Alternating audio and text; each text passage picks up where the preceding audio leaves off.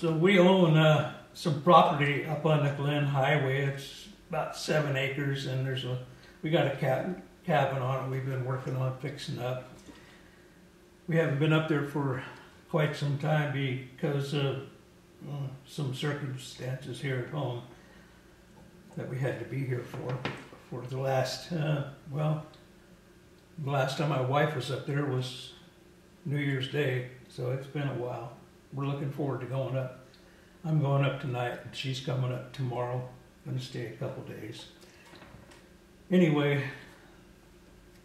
besides my regular digital gear I'm taking up there, I'm taking this Argus C3 that I have. I've had this for quite a while.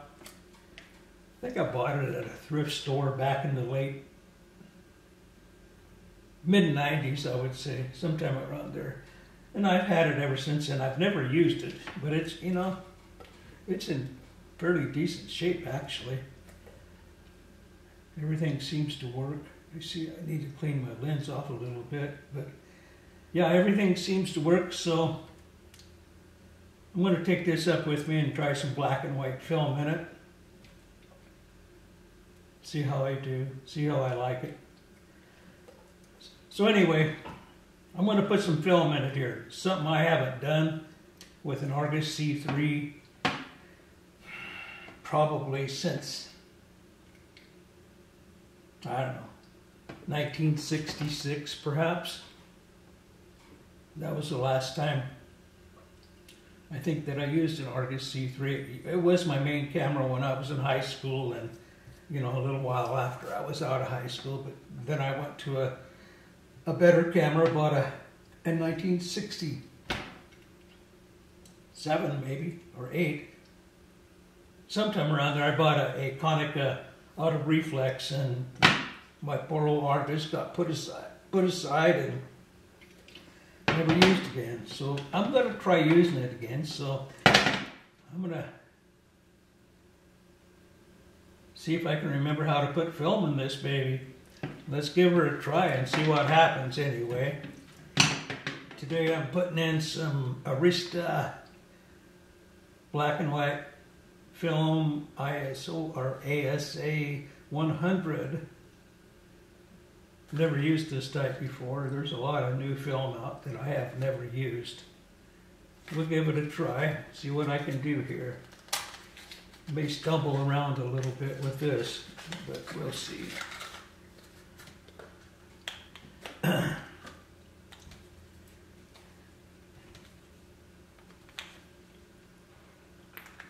Well, they got that somehow that you can't open it. That's cool. Yeah, that's what I wanted to see. There we go. It doesn't unscrew, it just kind of just pops off, I guess. So there's the leader of the film. It's back in. It used to be the leaders of film. When you bought it, it came out in it, wrapped clear around the cassette. But evidently, that's not happening anymore. So let's put this, pull this out a little bit. Put this in here. See if I can get it to snap in place.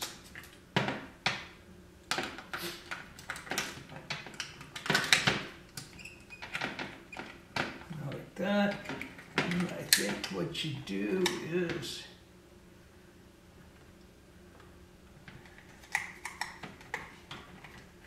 drag the leader up a little bit. That is a short leader. It used to be probably another, at least an inch longer. Back in when I was shooting film, anyway, that's kind of different. So let's thread this in this little slot here in the take-up spool like this, and give it a few turns. Make sure it is tracking on the gears right here. Tighten it up a little bit. All right then. So what we're going to do now is simply close the lid and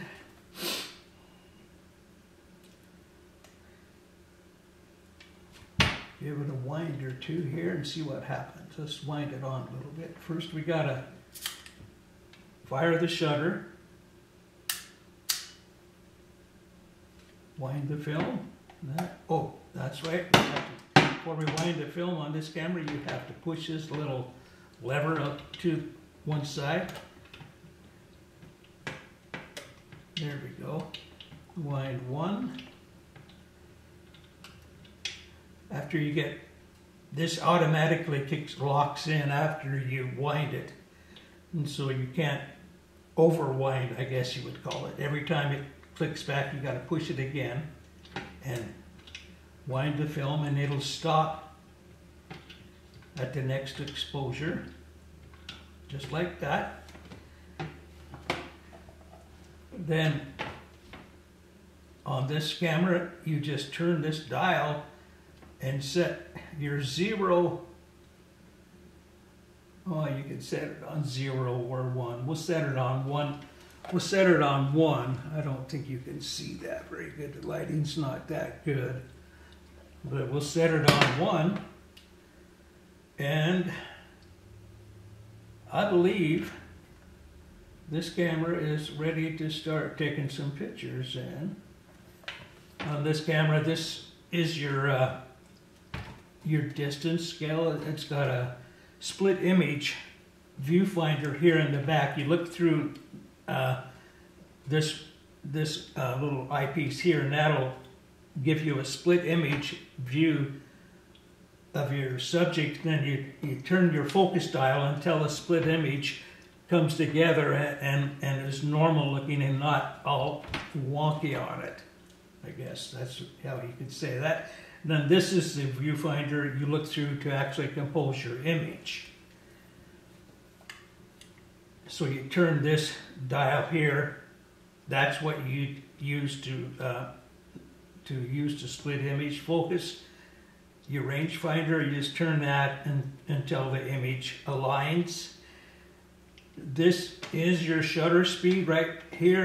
Right now it's on a 20th of a second. So you take a meter reading and find out what exposure you want, and it goes from, it's got 7 settings for speed, from 10 seconds to 1/10 of a second to 1/200th of a second. So yeah, you don't have much range here to go on. So you set your speed to here, on here. This ring right here sets your aperture. It's 3.5 to 16. I'm thinking I'm going to shoot at f11 a lot of the time, if I can, if the light permits it. So you take your meter reading with your phone app or your light meter, however you want to do it, or you can just kind of give it a guess. Sometimes that's kind of fun to do and see how good you are. Anyway, once you get all that set up, you push this lever down and it'll stop. No, you push it to about, I don't know, about here, I guess, and it stops. And that cocks your shutter. And then you're all ready to go. This is your shutter button. You get your image composed and push that. And it will snap the shutter open and closed, and you're all set for the next picture. And then you just wind this, and it'll automatically stop, and you will be set number 2 when it stops, and you keep track of it. This is 24 exposure, so when it reaches 24, you won't be able to wind anymore. You don't want to overwind. When it stops, just believe it. It's at the end of the film, and sometimes you get an extra shot. Sometimes it depends on how you wound it on, but sometimes you can get an extra shot on it, but don't expect it. Anyway, so when you reach the end of the roll, you turn your cam over, and there's another dial right here. You just rewind it back to the end, you know, until it all comes back into the cassette again, and pop it out, and you're ready to process it. Now here's one thing that I've done that I always do.